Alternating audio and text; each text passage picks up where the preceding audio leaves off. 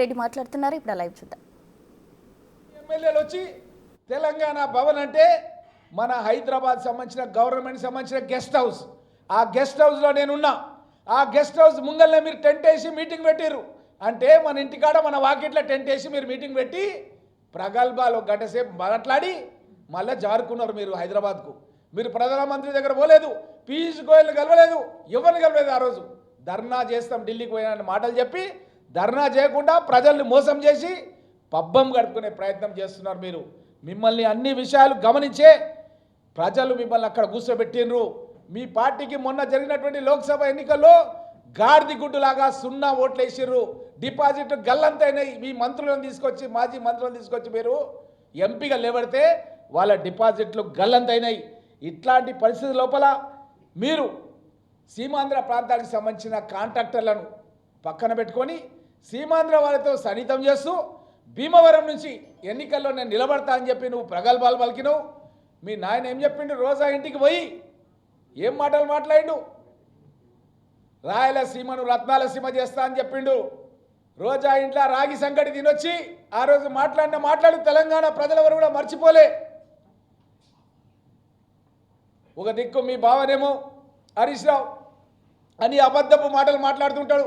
గతంలో ప్రాణహిత చెవెళ్ళ అంశం లోపల కాంగ్రెస్ పార్టీ నాయకులు మొబిలైజేషన్ పేరిట అడ్వాన్సులు మెక్కేసిర్రు అన్నాడు. నేను ఆర్టీఐ కింద తీసుకున్న కాగితాన్ని శాసనసభలో చూపించిన. ఆ కాంట్రాక్టర్లు కాంగ్రెస్ పార్టీ నాయకులు ఎవరు లేరు. సీమాంధ్ర నాయకులు, మీ మిత్రులు సీమాంధ్ర కాంట్రాక్టర్లు ఉన్నారు. మీరు వాళ్ళపైన విచారణ చేయండి. వేల కోట్ల రూపాయలు మీరు వాళ్ళకి ఇచ్చిర్రు. నేను ఛాలెంజ్ చేస్తున్నా, పరిగి ఎమ్మెల్యేకి రాజీనామా చేస్తా అని. నువ్వు కనుక అప్రూవ్ చేస్తే నేను రాజీనామా చేస్తా. చేయకుండా నువ్వు రాజీనామా చేయాలని హరీష్ రావు నేను శాసనసభలో ఛాలెంజ్ చేస్తే శాసనసభలో ఉండి సపోర్ట్ చేయకుండా కూర్చున్నాడు. మీరందరూ గమనించారు. ఇది 2 సార్లు జరిగింది. మొన్న జరిగినటువంటి శాసనసభలో జరిగింది, అంతకుముందు జరిగిన శాసనసభలో జరిగింది. కాబట్టి అబద్ధాల హరీష్ రావును ఎవ్వరు కూడా నమ్మే పరిస్థితిలో లేరు. నువ్వేమో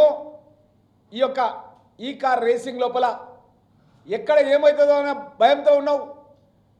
హైకోర్టుకు పోతే నీకు ఇవ్వలేదు పర్మిషన్, సుప్రీంకోర్టుకు పోయినావు. రేపో మాపో సుప్రీంకోర్టులో కూడా నీకు ఇయ్యరు. ఆల్రెడీ ఈడీ విచారణ కూడా ఒక సైడ్ స్టార్ట్ అవుతుంది.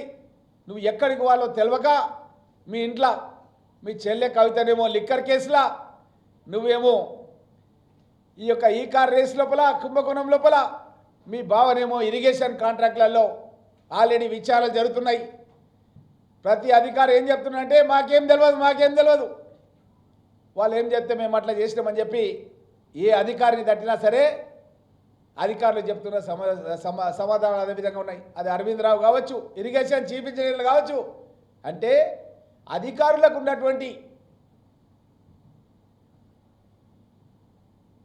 వాళ్ళకున్నటువంటి పవర్ కానీ వాళ్ళకు ఉన్నటువంటి వివేకంతో కూడినటువంటి ఆలోచనలు కానీ మీరు ఏమాత్రం కూడా మీరు పరిగణలోకి తీసుకోకుండా కనీసం అప్పుడు ఉన్నటువంటి ఇతర శాసనసభ్యులు ఇతర మంత్రులను కానీ కూడా పరిగణలోకి తీసుకోకుండా ఏకపక్షంగా మీరు క్యాబినెట్ ఆమోదం లేకుండా 55 కోట్ల రూపాయలు మీరు తరలించి ఈరోజు అదేదో ఏం జరగనట్టుగా, అదేదో చిన్న వ్యవహారం అన్నట్టుగా 7,25,000 కోట్ల రూపాయలు వివిధ కార్పొరేషన్లు ఏర్పాటు చేసి ఆ కార్పొరేషన్ల పేరు మీద లోన్లు తీసుకొచ్చి ప్రజల డబ్బును దుర్వినియోగం చేసి పర్రెలు వారిన ప్రాజెక్టులు కట్టి ఈరోజు ఇంకా బుకాయిస్తూ ఇంకా దబాయిస్తూ ఇంకా మా గౌరవ ముఖ్యమంత్రి రేవంత్ రెడ్డి గారిని ఇష్టం వచ్చినట్టు మీరు మాట్లాడుతున్నారు.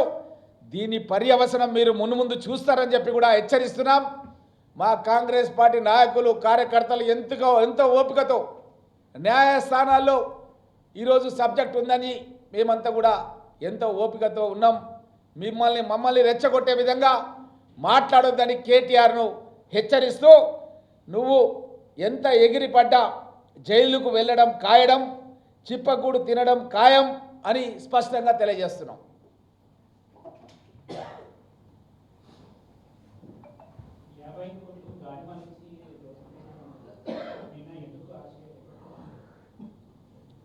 మీకు అందరికీ తెలిసిన విషయమే.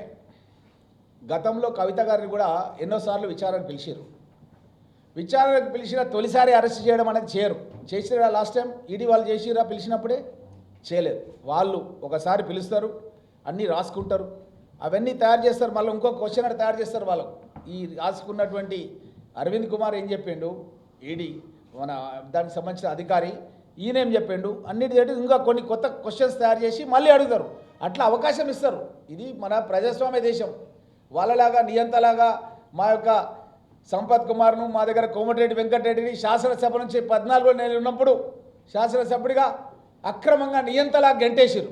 మొన్న వాళ్ళు ఎన్ని గొడవలు చేసినా, ఎన్ని కాయిదాలు వేసినా, మా గౌరవ సభాపతి గడ్డం ప్రసాద్ కుమార్ గారిని అవమానపరిచినా మేము మాత్రం అలాంటి చర్యలు తీసుకోలేదు. కాబట్టి కాంగ్రెస్ పార్టీకి ప్రజాస్వామ్యం మీద విశ్వాసం. మేము ఎక్కడ కూడా పోలీసుల యొక్క విచారణలో కానీ ఇంకో దాంట్లో కానీ మేము తలదూర్చే ప్రసక్తి ఉండదు. చట్టం దాని పని అది చేసుకుంటూ పోతుంది.